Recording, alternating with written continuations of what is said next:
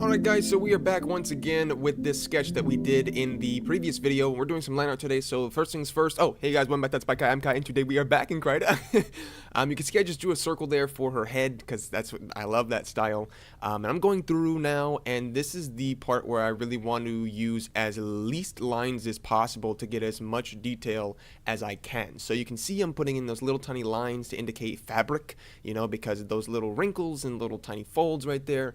Those really come in handy to give the illusion of clothes, even though it's like super tight, like Spider-Man outfit or something. But yeah, so we're just going ahead, and you can see it's not individual lines. That's just my style. A lot of people like super smooth line art, and I do like that too. But I think I'm a little bit more fond of more rough characteristic. You know, it has a nice characteristic to it when the lines aren't super smooth. So I go through and I just do a little tiny bit at a time, until I get it right. I Control Z a lot, of course, because I get the lines off or anything like that. But you can see I'm just going through, just putting those lines in. And right here on this little cool, like, gauntlet arm thing she has, I put in these scratches, which just kind of sell everything. So I kind of just put the brush size down. I don't know if I do it right now or not. I think, oh, maybe I do. I don't know.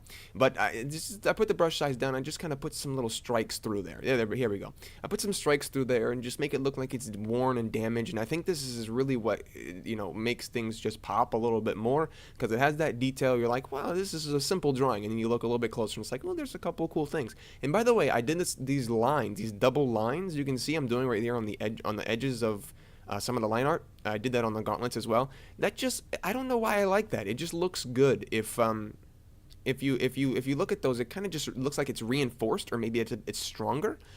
So for like metal, or for things that I want to stand out, I kind of do that double edge line thing. And for her eyes here, I just drew a circle, of course, duplicated it, moved it over.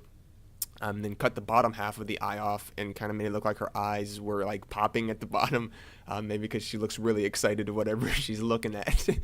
And then for the blaster here, it's the same thing, just a couple of lines going all the way down, connected. Like I said, I love the more rough looking lines. And then we'll go through for this, and I think I did, I can't remember, but I might have done the double edge lines for these two, and you can see that line, this line I'm drawing right now, is not actually connected to the other lines. I think it looks a bit better because the edge is round, so it gives it a more round-like feel. And for that line I drew the line once on a separate layer, duplicated the layer, moved it down, so I didn't have to draw that line perfectly at the same angle again.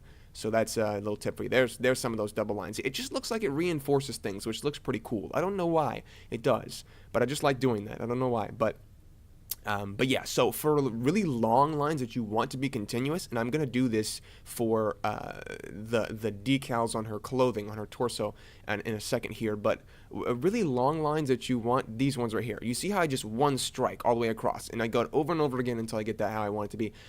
For those like that, I recommend adding a new layer and then doing those lines on a different layer, so you can just cross over top of the rest of your line art and not have to go back and erase it.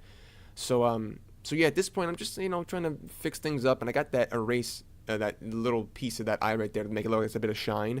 But yeah, so these creases here and the hairband is going to help us, of course, make it look like it's, you know, creased up or whatever.